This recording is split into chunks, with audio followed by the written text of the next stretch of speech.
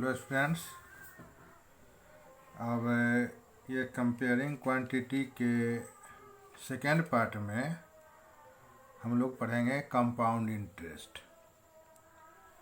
तो पिछले क्लास में 7 क्लास में सिंपल इंटरेस्ट पढ़ा होगा, जिसमें क्या होता है कि प्रिंसिपल का वैल्यू कितना भी दिन के बाद टाइम के साथ बदलता नहीं है, सिर्फ इंटरेस्ट बढ़ते जाता है साल दर साल, और फाइनल जितने दिनों के लिए टाइम रहता है उसमें इंटरेस्ट ऐड हो जाता है और टोटल अमाउंट बनता है। प्रिंसिपल यदि 5000 रुपीज़ है तो 5000 ही रहता है। तो अब कंपाउंड इंटरेस्ट में क्या है कि कंपाउंड इंटरेस्ट में प्रत्येक साल जो इंटरेस्ट होगा उस इंटरेस्ट को प्रिंसिपल में हम जोड़ देते हैं और दोनों का सम जो बनता है वो प्रिंसिपल बन जाता है, न्यू प्रिंसिपल। फिर सेकेंड साल के लिए भी रेट के हिसाब से एक साल में न्यू प्रिंसिपल का जो इंटरेस्ट होगा उसको हम फिर से न्यू प्रिंसिपल में जोड़ देंगे तो दूसरा न्यू प्रिंसिपल हो बनेगा, और इस तरह से हर साल प्रिंसिपल का वैल्यू बढ़ते जाता है। जाहिर है कंपाउंड इंटरेस्ट और सिंपल इंटरेस्ट में सेम रेट और सेम टाइम के लिए यदि मनी लोन लिया जाए तो कंपाउंड इंटरेस्ट में ब्याज इस सिस्टम में इंटरेस्ट ज़्यादा देना पड़ेगा।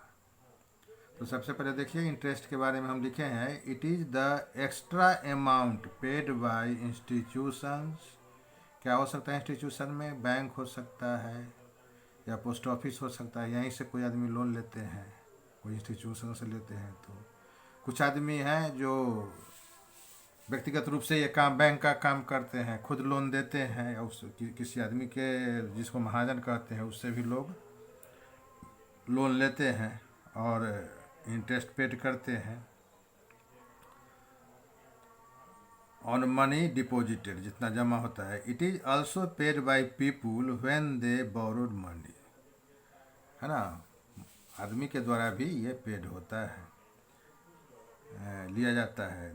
We already know about simple interest. हम लोग सिंपल इंटरेस्ट के बारे में पिछले क्लास में पढ़ चुके हैं, बता भी दिए कि सिंपल इंटरेस्ट में क्या होता है कि उसमें प्रिंसिपल का वैल्यू चेंज नहीं होता है।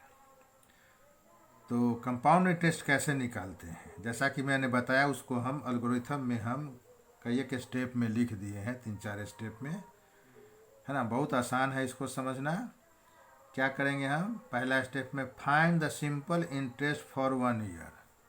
मान लीजिए कि 5 साल 10 साल या 20 साल जितना दिन के लिए कंपाउंड इंटरेस्ट पर लोन लिया गया है या दिया गया है, तो हम एक साल के लिए उस रेट से हम सिंपल इंटरेस्ट निकालेंगे। तो पहला स्टेप क्या हुआ? Find the simple interest for 1 year. दूसरा स्टेप में क्या होगा? Then find the amount which will be paid or received. This becomes principal for next. और जो अमाउंट बनेगा, अमाउंट क्या होता है? प्रिंसिपल प्लस इंटरेस्ट, दोनों को जोड़ने पर जो अमाउंट बनेगा वो अगले एक साल के लिए, मतलब दूसरे साल के लिए प्रिंसिपल हो जाएगा। तीसरा step, again find the interest on sum for the next year. फिर तीसरे साल के लिए एक साल का हम इंटरेस्ट निकालेंगे और उसको हम फिर से प्रिंसिपल में जोड़ेंगे, तो फिर नया प्रिंसिपल जो होगा वो हमारा चेंज कर जाएगा। Step 4, find the amount which has to be paid at the end of second year. Second year के एंड में जो अमाउंट बनता है उसमें इंटरेस्ट जोड़ जोड़ करके हम क्या करते हैं? नया प्रिंसिपल बनाते हैं। This becomes principal for next year, अगले साल के लिए प्रिंसिपल हो जाएगा। तो इसको ध्यान में रखिए, इस एल्गोरिथम को या स्टेप को ध्यान में रख करके यदि हम कंपाउंड इंटरेस्ट के लिए फार्मूला निकालना चाहे तो आसानी से निकल जाता है, यदि सिंपल इंटरेस्ट का फार्मूला हमको याद हो तो। तो deducing formula for compound interest, compound interest के लिए कोई फार्मूला निकालना, डिडक्शन माने निकालना।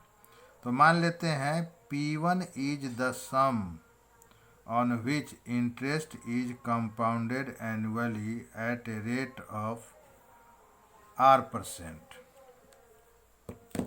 मान लेते हैं हम, है ना, 1000 रुपया, 20,000, 10,000 के रुपया के बदले में फार्मूला चूँकि हमको डिराइव करना है, तो हम मान लेते हैं कि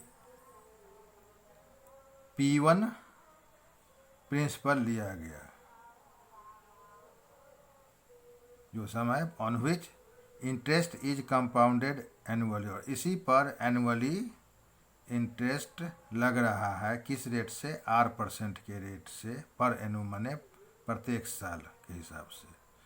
माने यदि हम P1 रुपया लिए तो उसके हिसाब से उसका R% एक साल में हमको और देना पड़ेगा। बाय स्टेप मेंशन, इस स्टेप के हिसाब से सिंपल इंटरेस्ट क्या हो जाएगा, सिंपल इंटरेस्ट में जानते हैं कि प्रिंसिपल गुने रेट गुने टाइम बाई 100 होता है प्रिंसिपल। तो सिंपल इंटरेस्ट, तो प्रिंसिपल आप P1 माने हैं, रेट माने हैं R, और एक साल के लिए ईयर हो गया T हो गया 1, तो PR गुने 1/100, है ना, जो कि PR/100 हो जाएगा। अब अमाउंट क्या बनेगा, प्रिंसिपल में सिंपल इंटरेस्ट जोड़ देंगे, SI1 का मतलब हुआ सिंपल इंटरेस्ट फॉर 1 ईयर, और P1 का हो गया मतलब जो प्रिंसिपल लिया गया है। तो A1 जो होगा अमाउंट जो बनेगा एक साल के बाद, वो हो जाएगा प्रिंसिपल जो P1 है प्लस P1 का R% एक साल के लिए, तो PR/100। अब इसको ये इसका मतलब ये हो गया कि इसमें से यदि हम, तो P1 दो टर्म है आपका, एक टर्म है P1, दूसरा टर्म है P1 R/100, तो दोनों टर्म में P1 कॉमन है, तो P को हम निकाल सकते हैं बाहर, तो A1 हो जाएगा, इसमें से P1 निकल गया तो 1 हो गया, इसमें बच गया R/100, यही हो गया आपका P2, है ना, यही हो गया आपको नेक्स्ट साल के लिए, दूसरा का साल के लिए नया प्रिंसिपल। मतलब एक साल के बाद जो अमाउंट होगा उस साल अगला साल के लिए क्या हो जाएगा, न्यू प्रिंसिपल हो जाएगा। फॉर नेक्स्ट ईयर, दूसरे साल के लिए सिंपल इंटरेस्ट I2 क्या हो जाएगा, P2R1, चूँकि एक ही साल के लिए करना है, तो P2R गुने 1/100, P2 के जगह पर आप दे दीजिए P1 × 1 + R/100, तो P2 के जगह पर हम दे दिए P1 × 1 + R/100, गुने R को 1 से गुना कीजिएगा, R ही रहेगा, तो R/100 हो गया ये। तो A2 क्या हो गया, P2 + SI2, इस दोनों को जोड़ दिए, है ना। फिर इसमें हम क्या करेंगे कि दो यहाँ भी दो फैक्टर हो गया, दो टर्म हो गया, प्रत्येक टर्म में 1 + R/100 कॉमन फैक्टर है, और P1 भी एक फैक्टर है जो दोनों में है, तो P और 1 + R/100 को हमने कॉमन ले लिया, तो इसमें बच गया 1 और इसमें बच गया R/100। तो ये क्या हो जाएगा, तीसरे के साल के लिए P3 हो जाएगा। तो इस तरह से हो जाएगा, ये दोनों गुना हो करके P1 1 + R/100 × 1 + R/100 सेम है, तो इस पर एक्सपोनेंट के हिसाब से इस पर पावर 2 हो जाएगा, तो 1 + R/100 स्क्वायर हो गया, ये हो गया आपका P3। तो ये कितने साल के लिए है, ये सेकेंड साल के लिए इतना आ गया, जो अगले साल माने तीसरा साल में ये हो जाएगा प्रिंसिपल। दूसरे साल का अमाउंट तीसरे साल के लिए क्या हो जाएगा, principal. Proceeding in this way the amount at the end of N years. मान लीजिए कोई एन ईयर कोई हो, 10 साल हो जा सकता है, 8 साल, 9 साल, एन साल के लिए क्या हो जाएगा। तो यहाँ पर हम देखे हैं कि 2 है तो यहाँ पर पावर 2 आता है, 1 है तो यहाँ पर पावर 1 आता है 1 + r/100 पर। इस ख्याल से यदि हम बढ़ते जाएं, प्रत्येक साल 1 साल कर बढ़ते जाएं, तो n साल के 5 साल के लिए यहाँ पर पावर 5 रहेगा, 6 साल के लिए n यदि 6 है तो यहाँ पर पावर 6 होगा। यदि कोई नंबर हो n, एनी नंबर, इसका मतलब तो n = P1 1 + r/100 पर पावर = n। तो ये आपका फार्मूला हो गया, जिसमें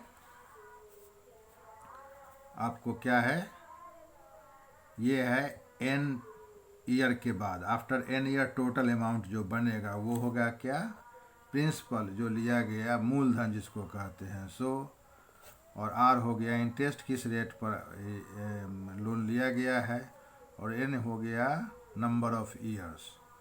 तो ये फार्मूला पर यदि हम रख दें सारे डेटा को, कोई भी इसमें 1 2 3 4 क्वांटिटी है, पहला हो गया अमाउंट, दूसरा हो गया प्रिंसिपल, तीसरा हो गया रेट, चौथा हो गया टाइम।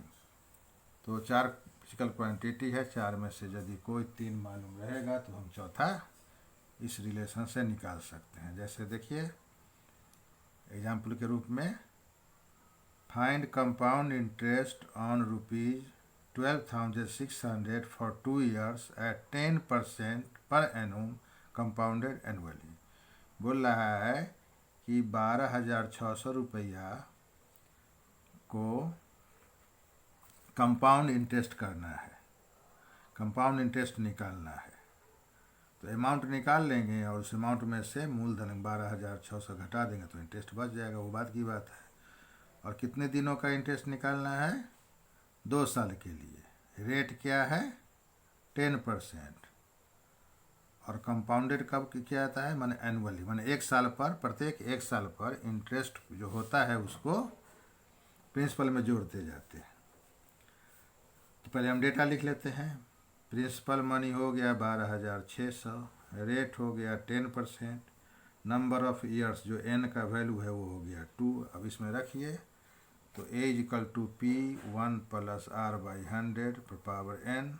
p के जगह पर हम 12,600 रखे, 1 ब्रैकेट दिए, ये 1 के जगह पर 1 दिए, प्लस r के जगह पर 10 दिए, क्योंकि 10% इंटरेस्ट लगता है। 100 हुआ फार्मूला में है और 2 हुआ।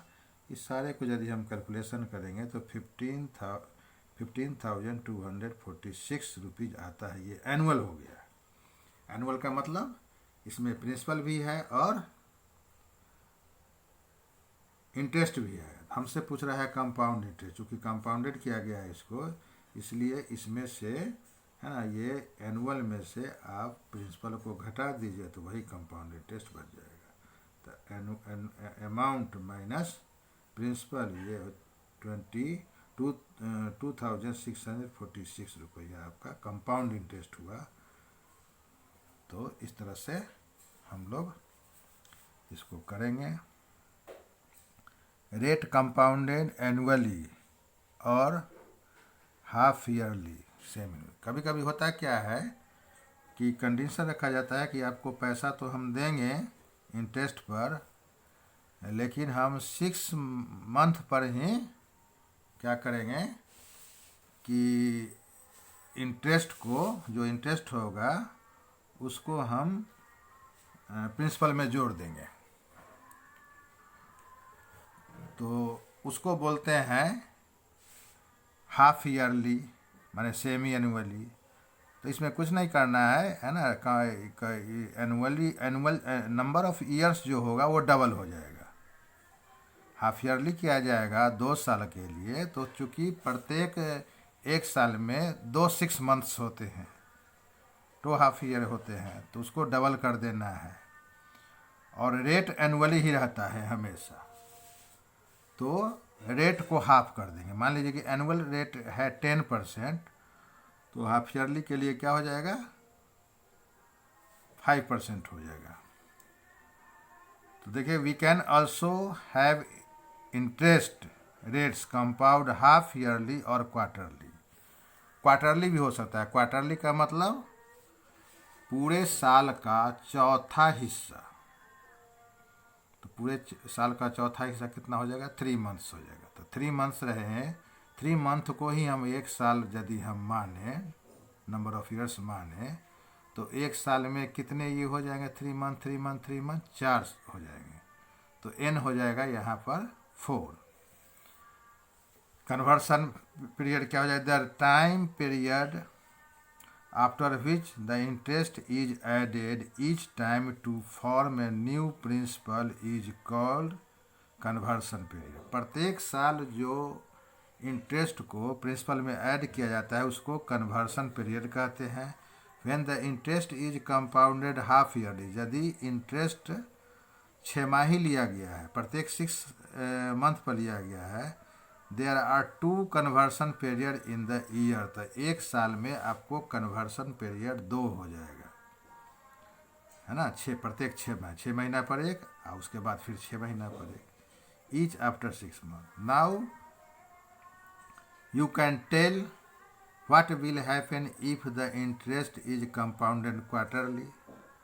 मान लीजिए कि कहा जाएगा कि इंटरेस्ट जो है से क्वार्टरली लिया जाएगा, तो नंबर ऑफ कन्वर्सन पीरियड कितना हो जाएगा? एक साल में 4 हो जाएंगे।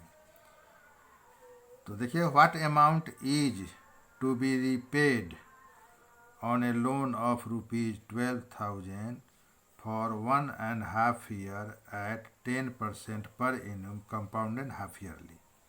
बोल रहा है इंटरेस्ट तो लग रहा है ना, 10% पर एनुम, लेकिन इंटरेस्ट का जो कंपाउंड किया जाता है ना, उसको वो हाफ ईयरली है। तो टाइम यहाँ पर कितना होगा? टाइम यहाँ पर इसमें कन्वर्सन पीरियड कितना हो जाएगा 1.5 साल में? कि 6 महीना, क्योंकि हाफ ईयर प्रत्येक साल आधे साल पर उसको रिपीट करना है। तो एक साल में 2 और ये हाफ ईयर, तो नंबर ऑफ कन्वर्सन पीरियड 3 हो जाएगा। तो n = 3 हो गया। रेट ऑफ इंटरेस्ट क्या है? 10% पर एन्यूम है, मतलब साल में 10% लगता है। तो हाफ ईयरली में क्या हो जाएगा? 10/2। तो ये आधा कर देंगे, मतलब यदि टाइम को दुगना करेंगे तो रेट को आधा कर देंगे।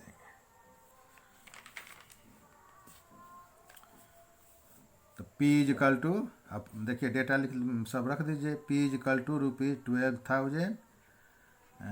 अमाउंट हो जाएगा, अमाउंट का फार्मूला है P × 1 + R/100 P के जगह पर 12,000 रखे, ब्रैकेट दिए, 1 दिए, R हो गया है हमारा 10% एनुअली है, तो 6 हाफ ईयरली के हिसाब से 5% हो जाएगा। तो R के जगह पर हम 5 दिए हैं। उसके बाद 100 और नंबर ऑफ ईयर्स, जो कि यहाँ पर हमको ये कहना उचित होगा, नंबर ऑफ कन्वर्सन पीरियड जो है वो 3 हो गया है। 1.5 साल है तो वो उसमें 3 कन्वर्सन पीरियड होंगे। तो 12,000 गुने, अब इसको जोड़ दीजिए, इसको जोड़ते हैं तो 21 इतना का वैल्यू, ब्रैकेट के अंदर जो वैल्यू है उसका वैल्यू 21/20 होता है, उस पर पावर 3 है, तो इसको 3 टाइम्स गुना करेंगे।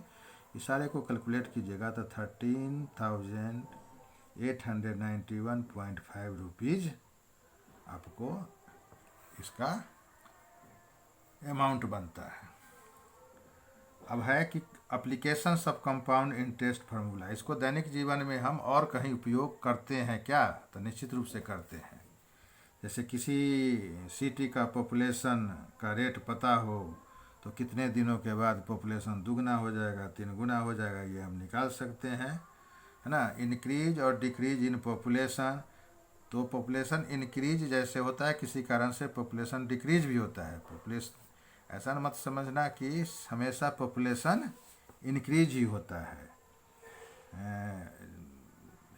डिक्रीज, मान लीजिए कोई महामारी फैल गया, एपिक फैल गया, तो उस केस में को में पॉपुलेशन डिक्रीज भी होता है। The population of A city was 20,000 in year 1997। बोल रहा है कि एक शहर है जिसकी आबादी 1997 में 20,000, it increase at the rate of 5% पर एनुम। लेकिन ये बढ़ रहा है, बढ़ने का जो रेट है वो 5% पर एनुम है। माने 100 पॉपुलेशन पर 100 पॉपुलेशन पर एक साल में 105 टोटल पॉपुलेशन हो जाता है। Find the population at the end of year 2000। तो 2000 साल ईस्वी साल जो है के अंत में क्या होगा। तो सबसे पहले साल निकाल लेंगे। 97 में है, ये 2000 के अंत में है, तो कितना हो जाएगा, 3 ईयर्स हो गया। टाइम कितना हुआ, सालों की संख्या या conversion period, number of conversion period 3 हो गया। There is 5% increase in population. Population में 5% इंक्रीज होता है every year. So every new year has a new population. प्रत्येक साल जो होगा एक नया पॉपुलेशन होगा, उससे फिर आपको पॉपुलेशन इंक्रीज करेगा। Thus we can say it is increasing a compounded form. इसलिए पॉपुलेशन का इंक्रीमेंट जो होता है सिंपल इंटरेस्ट की तरह नहीं होता है, कंपाउंडेड फॉर्म में होता है। तो लिखिए कंपाउंड इंटरेस्ट के फार्मूला पर इसको बैठा के बना लेंगे। P हो गया 20,000, R हो गया 5%, N मतलब नंबर ऑफ कन्वर्सन पीरियड हो गया आपको 1997 से लेकर 2000 घटा लेंगे तो 3 ईयर्स हो गया। अब इस फार्मूला में कंपाउंड इंटरेस्ट का फार्मूला है A equal to P into 1 plus R/100 पर पावर N। यहाँ ऊपर में पावर है, नीचे उसको इंटू मत समझ लेना, है ना। P की जगह पर 20,000 दे दिए, है ना। इसको आप 5 रख करके 5% और कीजिएगा, ये आएगा, ये इंटरेस्ट हो जाएगा, अथी बन जाएगा इसका। तो इस तरह से 3 साल कहने के बाद 3 साल के ये अमाउंट जो क्या हुआ, 3 साल के बाद after 3 years the total population of the city आपको ये हो जाएगा। आप कहिएगा कि ये पॉइंट में आएगा, तो पॉपुलेशन कहीं पॉइंट में आता है तो उसको नहीं सोचना है ना। आप इसको छोड़ दीजिए सकते हैं, चाहे एक जोड़ दे सकते हैं, पूरा नंबर बना दीजिए, 53 कर दीजिए, उससे कोई फर्क नहीं पड़ता है। So the estimated population is, ये हो गया। अदर एप्लीकेशन दूसरे में, है ना, growth of bacteria if the rate of growth is known. मान लीजिए कि बैक्टीरिया का ग्रोथ जो है या वायरस का जो ग्रोथ है उसका रेट मालूम हो, तो कितने टाइम के बाद कितना क्या हो जाएगा कि उसका ग्रोथ हो जाएगा, पॉपुलेशन हो जाएगा।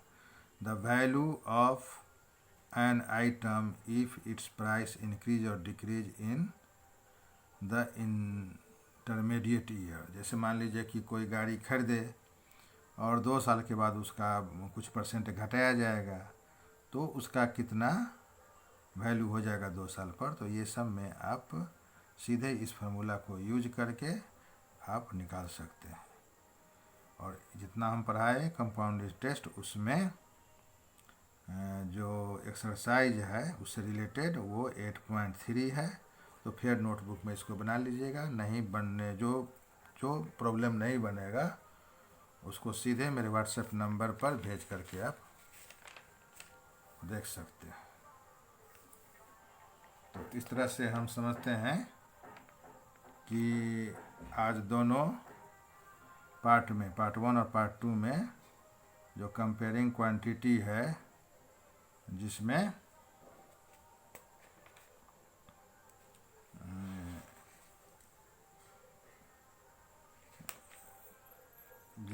अलग अलग टॉपिक है, जिसमें एक टॉपिक ये भी हो गया कंपाउंड इंटरेस्ट।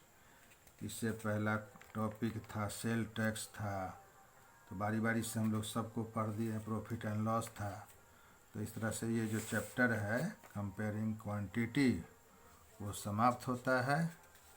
अगला जो चैप्टर मात्र एक बच जाएगा आपको मैथ सेकेंड में, वो आपको डाटा हैंडलिंग है।